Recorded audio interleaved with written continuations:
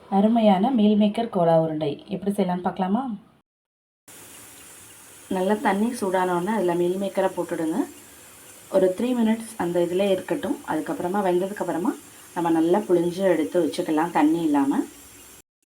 இந்த சோயா சங்ஸை தண்ணியெல்லாம் நல்லா புழிஞ்சு எடுத்துருக்கோம். மிக்சியில் நல்லா எவ்வளோ மையாக அரைக்க முடியுமோ அரைச்சிட்டு வந்துடலாம்.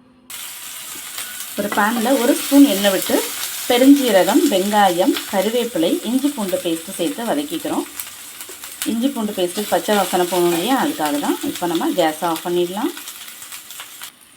இப்போ நம்ம கேஸ் ஆஃப் பண்ணிவிட்டு அந்த எண்ணெயில் 1 ஸ்பூன் இனியா ஹோம்மேட் சிக்கன் மசாலாவை சேர்த்துக்கிறோம்.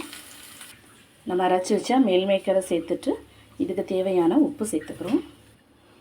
இது கூடவே பொரிகடலையை மிக்சியில் போட்டு பொடிச்சு வச்சுருக்கிறேன். அதுவும் 1 ஸ்பூன் அரிசி மாவும் சேர்த்து நல்லா மிக்ஸ் பண்ணிக்கலாம். குட்டி குட்டி பால்ஸாக பிடிச்சி பாருங்கள். வரலைன்னா இன்னும் கொஞ்சம் கூட பொட்டுக்கடலை மாவு சேர்த்துக்கலாம். இந்த மாதிரி உருட்டி வச்சுக்கலாம். அடுப்பில் ஒரு பேனை வச்சுட்டு எண்ணெய் நல்லா ஹீட் ஆகட்டும். இப்போ நம்ம வச்சுருக்கிற ஒவ்வொரு கோலா உருண்டையாக சேர்த்துக்கலாம். 2 பக்கமும் திருப்பி போட்டு எடுத்தால் அழகான கோலா உருண்டை ரெடி ஆகிடுச்சு. இதை மதிக்குட்டி கேட்டிருக்காங்க. அவங்களுக்காக இதை நான் டெடிகேட் பண்ணுறேன் இந்த வீடியோவை. தேங்க்யூ.